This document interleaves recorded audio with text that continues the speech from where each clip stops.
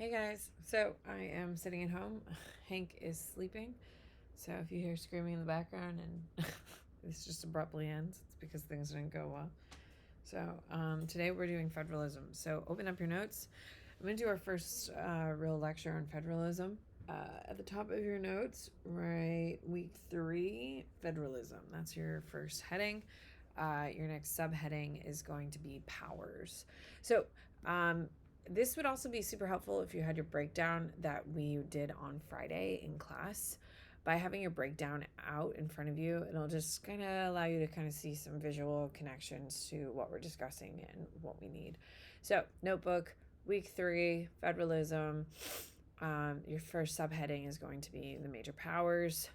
I think it's personally the hardest part of doing this week of federalism. So we're going to really kind of focus on just the tough stuff as we're going through it.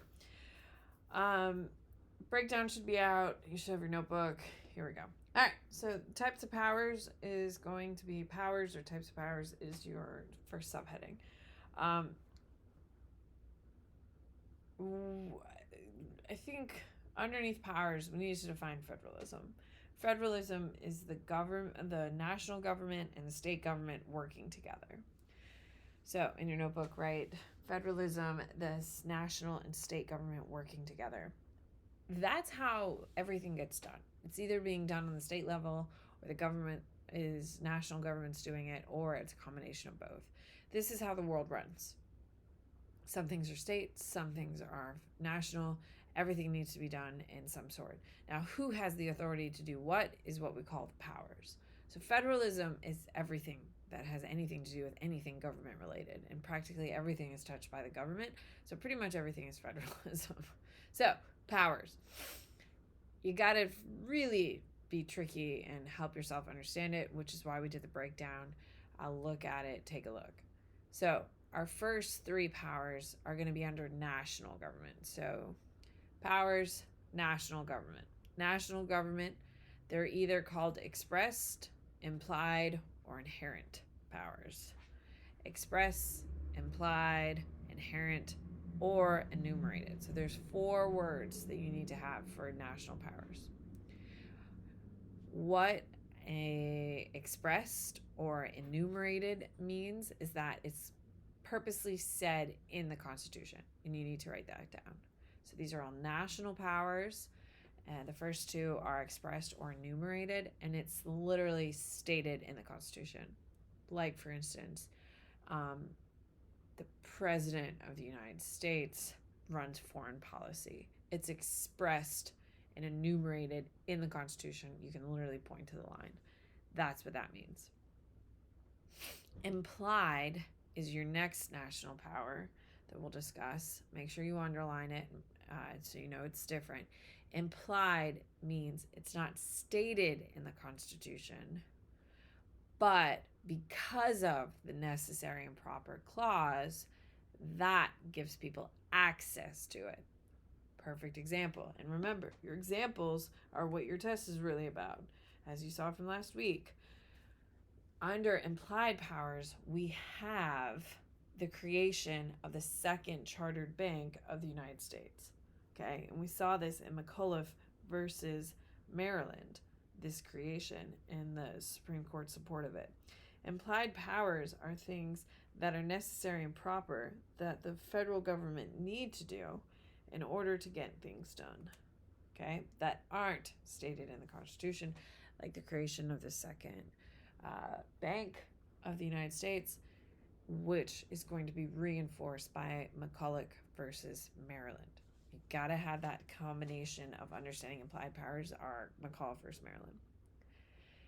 Inherent powers are also a national powers, because these are powers that belong to the national government, and that should be underlined. Inherent means these are powers that belong to the national government because it's a sovereign nation, like its ability to declare war, build an army. Those types of things are examples of inherent powers. All right, so those are all the national powers, components, and examples of them. On your breakdown, take a look. You saw a nice little chart We talked about all three, but now we've broken those three things up into separations, and that is important. Your next one that we're going to talk about are what we call concurrent powers. Concurrent powers are powers that both the national government and the state government have the power and authority to do. Levy taxes is the easiest one. We have state taxes, and then we have federal taxes we have to pay. Court system, which we also saw in McCulloch versus Maryland, or not McCulloch versus Maryland, and Brutus. He says that because both the concurrent powers of levying taxes and creation of courts is going to cause oppression of the people and cause a rebellion. So when we talk about concurrent powers, it's things that both can do. We see the biggest criticism of this in Brutus. This is what he thinks is going to bring down the Union as we kind of go through. Your next type of powers is going to be state powers or reserved powers. So we had national, which are express, implied, inherent.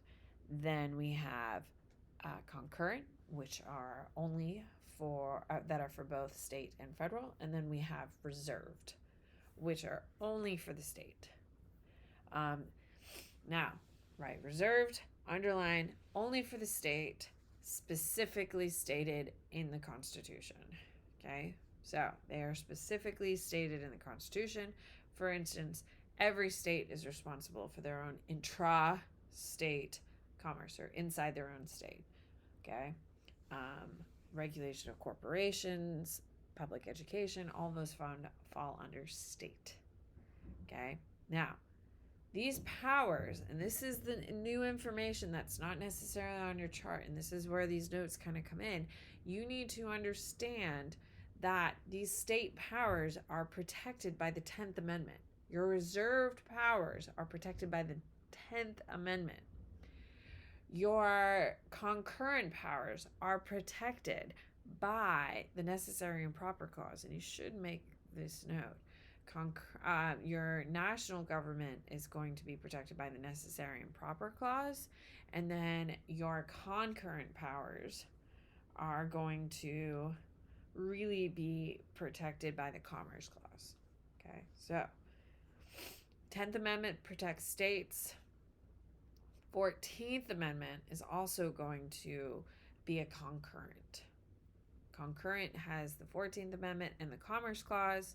The national government has the Necessary and Proper Clause that protects it. And then state rights is 10th Amendment and 14th. There's overlap here. There's overlap.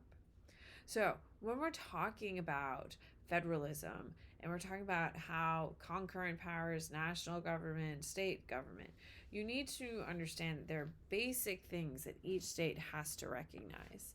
And this is an agreement that America has been based entirely on. And that is like federalism and this whole belief that things have to work together. And that is understanding each state is unique and that they are all accepted together, and that's a huge component. Now, things are really great about federalism, and things are really bad about having three different tiers of power, right? One shared, one national, one center. So there's some really good things. Like, for instance, it's suited for big areas because there's local government and then there's big government. It avoids concentration of power because Washington can't do everything. And as we have found out post-COVID here in the United States, that in fact, our state governors have tons and tons of power, especially here in Florida. Whether you love DeSantis or hate DeSantis, he has really expanded the power of a governor and what can be done under a governor who has a supermajority in his state house. So there are major advantages to federalism. Okay, three big ones that you need to know for advantages of federalism. It's suited for large geographic areas. Okay, it accommodated a state system of the Articles of Confederation, so the transition was easy. And it keeps the government close to the people. And that's the biggest thing about federalism, because the states still have lots of power. So those are the three big positives that come out of federalism in this whole system of national government, state government, and concurrent governments. The disadvantages are the inflexibility. Like, if it's been decided that the national government's doing it, it's really hard to change it to a state power. That's what we call de-evolution, and that's something we're going to be picking up here in a few. Another disadvantage is going to be duplications of offices.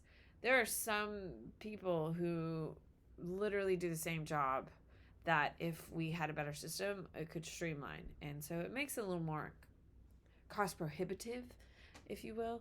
There's a lot of wasted money spent by our government, whether it's a Democratic or Republican government. There's just a lot of money waste, and that's because of federalism. And the third thing that you need to know about a disadvantage is it conflicts with authority. We saw this really bad with Katrina, the hurricane that hit New Orleans. And you may know that Kanye West said on national television that George W. Bush hates black people. That was very famous, and that's one of the things that really jumped him to the top of, American popular culture. He said that because there was a lack of assistance happening in Louisiana for the victims of Katrina. And the reason why there was a lack of things happening is because the national government and the state government were in a standstill of whose responsibility is what. Because the national government just can't go into a state, and the state has to say, hey, we need help, national government, and there was a breakdown in communication. That's a huge problem. The conflicts of authority come into a huge deal. So while we're going through this, you're going to see that I'm hearing examples. Write something down for your examples, because that's what it's going to be based on. So pros and cons, everything is good and bad. But federalism is at the core of how American government works and how it functions.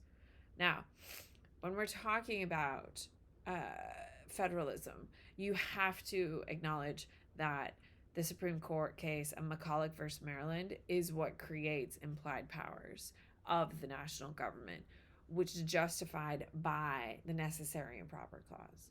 Now, on your notes, you should write McCulloch versus Maryland.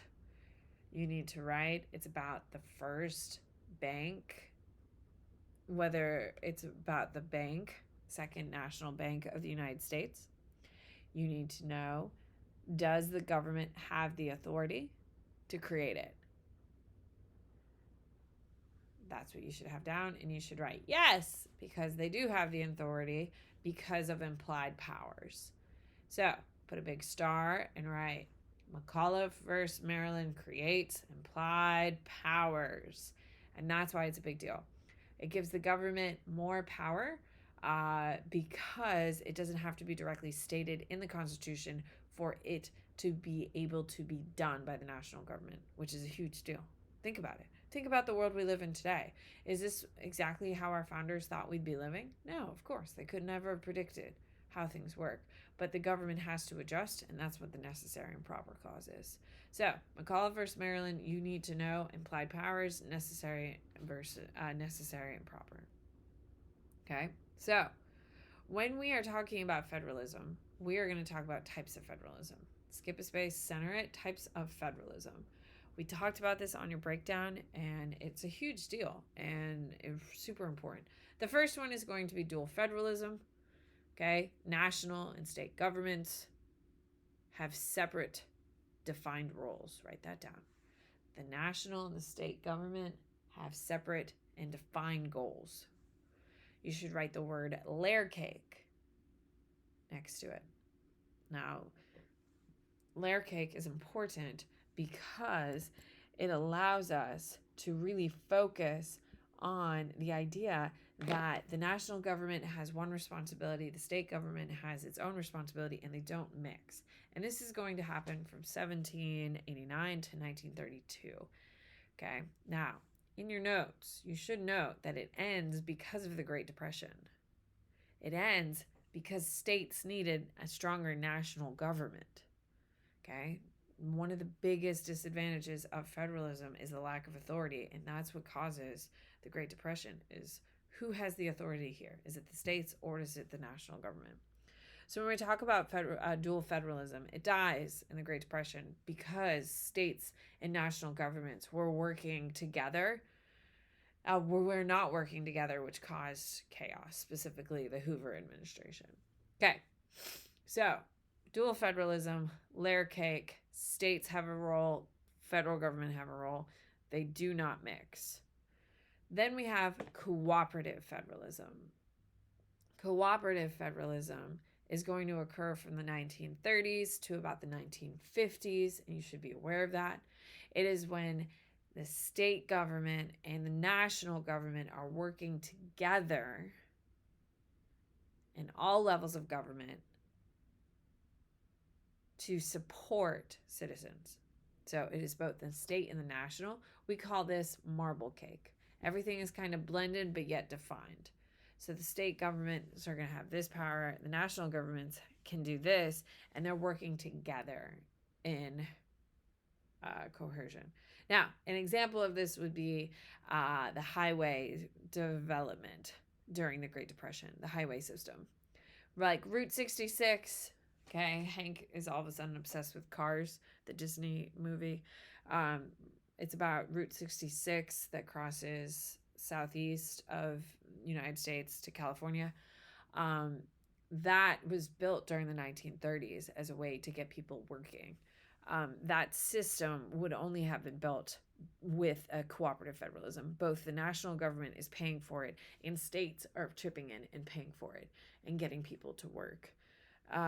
It is successful, but there is going to be some major criticisms of it because it's just kind of throwing money into big pots. If you're going to specifically cite a huge leader of cooperative federalism, obviously you have FDR, who is really going to start pushing more of a stronger national government, and also Lyndon B. Johnson is going to kind of pushing some of that as well. All right, your next subheading is going to be New Federalism. New Federalism is really going to be the 80s and the 90s, and it's really going to be seen in Nixon, Reagan, and George H. Bush. So what you are going to see, it's the national government using money to influence states. So you need to write down that New Federalism is when states are, or the national government uses money to push states into doing something the national government wants. Okay, so what it's going to do is that it is going to put more authority on states. So the national government is going to give you lump sums and say, hey, if you take this money, you need to do this. But it allows states to control how that money gets actually spent in their states. Okay, so when we're talking about new federalism, we're going to start seeing these major changes. Okay, then we have fiscal federalism. Fiscal federalism is what we use today. Okay, it is a system that we use today, and that's how things get done. It is how the national government moves money to local governments in support of specific decisions. Now, if you don't do what the federal government wants, they pull money, and that's a big difference between fiscal federalism and new federalism. Is new federalism, they are just going to use money to try to get people to do it, and there's no punishment if you don't, but you don't get the money. With fiscal federalism, they are actually going to go ahead and start moving and pulling money out. Okay, so when we talk about fiscal federalism, you can't talk without saying grants and aid.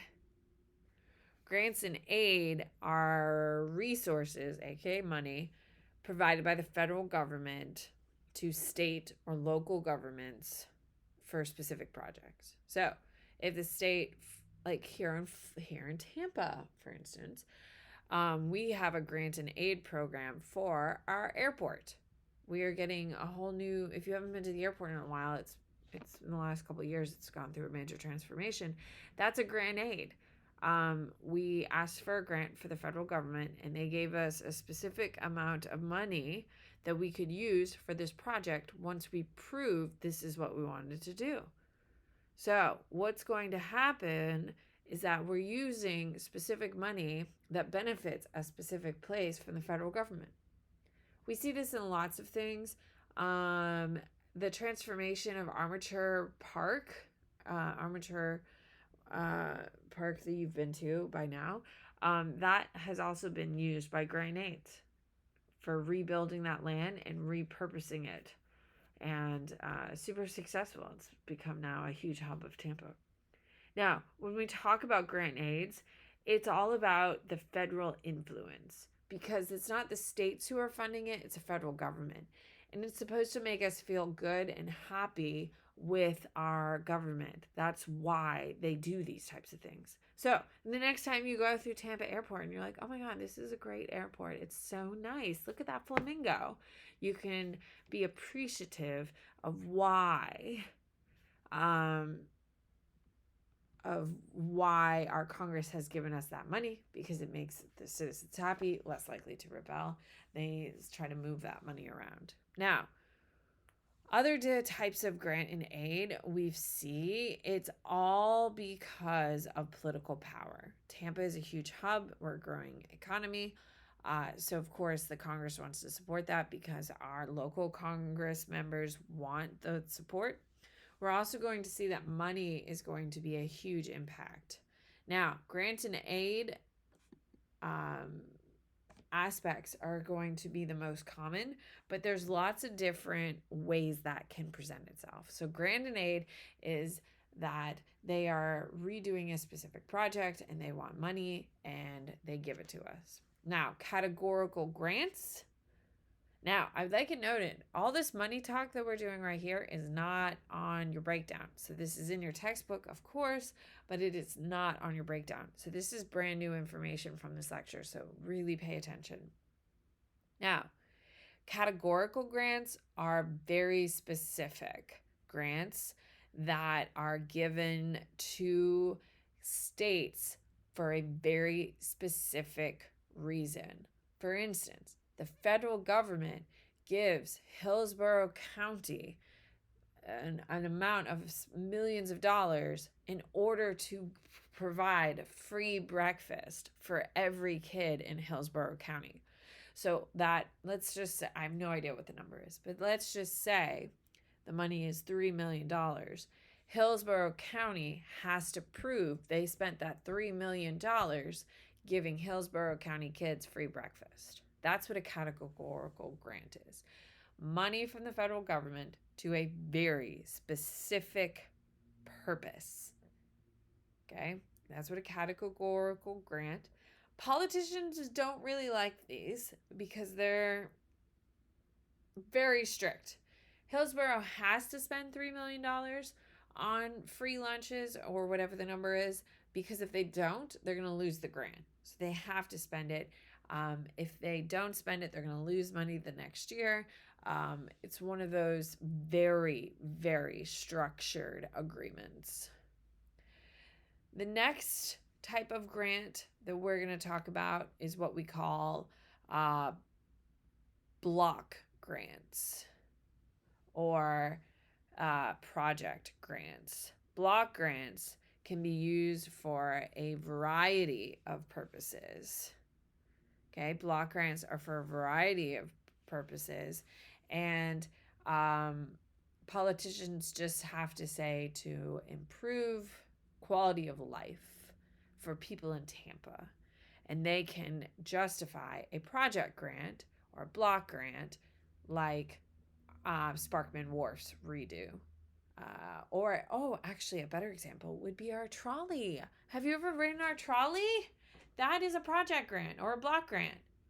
We asked the federal government to help us support our historical streetcar, and they give us kind of carte blanche or a check. I think they give us like $2 million a year to pay for maintenance and all that stuff. And anything that's affiliated with the trolley, you can do.